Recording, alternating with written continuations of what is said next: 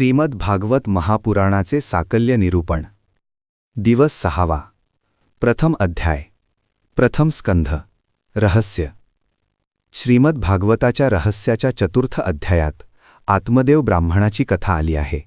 त्याला गोकर्ण महात्म्यही म्हणतात. आत्मदेव ब्राह्मणाची पत्नी धुंदुली, तिचा पुत्र धुंधुकारी ही सर्व जीव, मोह आणि मायेची प्रतीके आहेत. मायेच्या विक्षेप आवरणाने ज्ञान अंधुक होते, अशी धूम्राच्छादित मती नेहमी सांगशक असते. तिला प्रत्यक्ष पतीच्या वचनावरही विश्वास नाही, म्हणून ती महात्म्यांकडून पुत्रप्राप्तीसाठी मिळालेले प्रसादरूपी फळ कुशंकेने गायीला खाऊ घालते. त्यातून गोकर्ण उत्पन्न होतो आणि पिशाच्च योनीत खितपत पडलेल्या धुंधुकारीची मुक्ती करतो. कथेत भक्तीचे विवरण आहे आणि इहवादाचे दुष्परिणाम कथन केले आहेत. भागवत महात्म्य कथन केल्यानंतर भागवतातच श्रवण विधी वर्णन केला आहे. तीर्थक्षेत्रात, आपल्या राहत्या घरी, प्रशस्त मैदानातही श्रीमद भागवत ज्ञान यज्ञ करावा. नित्यप्रती एकतरी श्लोक, नव्हे श्लोकार्थ तरी वाचावा. इथून ते वेगवेगळी पारायण पद्धती वर्णिली आहे. वक्ता उत्तराभिमुख बसला तर श्रोत्यांनी पूर्वमुखी बसावे.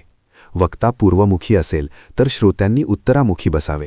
इथपासून श्रोता कसा असावा? श्रोत्यांनी श्रवणव्रतात एकाच आसनावर बसावे. ब्रह्मचर्य पाळावे. गायत्री जप न करणाऱ्या ब्राह्मणांसही बोलू नये, अशी नियमावली दिली आहे. नियम पालन म्हणजेच श्रद्धा असते. स्वैरवर्तन अनियमितच असते. कथा प्रारंभ करण्यापूर्वी ज्येष्ठ श्रेष्ठांचा, वेदविद्वजनांचा सत्कार करावा. कथाश्रवणाच्या व्रतात सुद्धा उपवास करण्याचा आग्रह नाही. फलाहार, एक भुक्त, एकाच प्रकारचे किंवा भोजनही प्रशस्त मानले आहे. अर्थात उपवास केल्याने कथाश्रवणात व्यत्यय येईल, तर उपवास करू नये. भगवान श्रीकृष्ण स्वधामाला गेल्यावर कलियुग प्रारंभ झाला. नंतर 30 वर्षांनी शुकदेवांनी परीक्षितीला, त्यानंतर 200 वर्षांनी गोकर्णाने धुंधुकारीला, त्यानंतर 30 वर्षांनी सनकादिकांनी ही कथा सांगितली, असे वर्णन आले आहे. त्यांचा भाद्रपद शु 9, आषाढ शु 9 व कार्तिक शु 9 हे प्रारंभाचे दिवस सांगितले आहेत. तथापि हा क्रम व्युत्क्रम वाटतो. परीक्षिती कलियुगारंभी, तर सनकादी व गोकर्ण हे द्वापरपूर्व वाटतात. श्रीमद भागवताच्या पारायणानंतर हवन करावे आणि ते दशमस्कंधातील श्लोकाने तूप, पायस, मध, चरू यांनी करावे किंवा गायत्री मंत्राने करावे, असेही म्हटले आहे.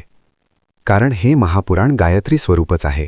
गायंतम त्रायते सा गायत्री, अशी गायत्रीची प्रशंसा आहे. गायत्री त्रिपदा आहे आणि ताप त्रिविधच आहेत: आधिदैविक, आध्यात्मिक, आधिभौतिक. आधिभौतिक ताप ईश्वर भक्तीने जातो. आधिदैविक आणि आध्यात्मिक ताप ज्ञानाने जातो. भागवत श्रवणाने भक्ती, ज्ञान आणि वैराग्य एक समयावच्छेदे प्राप्त होते. म्हणून त्रिपदा गायत्री ही त्रायते म्हणजे तारण करते. त्यामुळे दोघांपैकी काहीही करावे, असे वरच्या श्लोकात प्रगट केले आहे. ऋग्वेदाने मंत्रज्ञान, यजुर्वेदाने कर्मज्ञान आणि सामवेदाने भक्तिज्ञान, उपासना असे ज्ञानयोग, कर्मयोग आणि भक्तियोग प्राप्त होते. म्हणून ऋग्भी स्तुवांती, यजुर्भीर यजंती, सामभी गायंती अशी वेदव्याख्याने आहेत. आत्मदेव, धुंदुली, धुंधुकारी हे देहात्मवादी माणसाचे रूपक आहे. मनबुद्धीचा आत्मदेवाला धोका आहे. धुंधुकारीच्या 5 वेश्या हे मानवाला भ्रमित करणारे शब्द, स्पर्श, रूप, रस, गंध हे विषय आहेत. ते जीवाला बंधन करतात. वेळूत बसलेला धुंधुकारी भागवत श्रवण करताना रोज एक गाठ फुटून वर जात होता. या 7 गाठी काम, क्रोध, लोभ, मोह, मद, मत्सर आणि अविद्या आहेत. यातील कामाधी षड्विकार, षडरिपू म्हणून परिचित आहेत. पण अविद्या काय आहे? विद्यांच्या अविद्याच्या यस्तद वेदो भयमसह अविद्या मृत्युम तीत्वा विद्याया मृतमश्रुते, असे उपनिषद म्हणते. संसार सागराची व्याप्ती जाणणे आणि तीच जीवाच्या चक्रगतीला कारण आहे हे न समजणे अविद्या आहे आणि परमात्मज्ञान विद्या आहे. या दोहोंचे सह उपार्जन मानवाला श्रेष्ठत्व प्रदान करणारे आहे.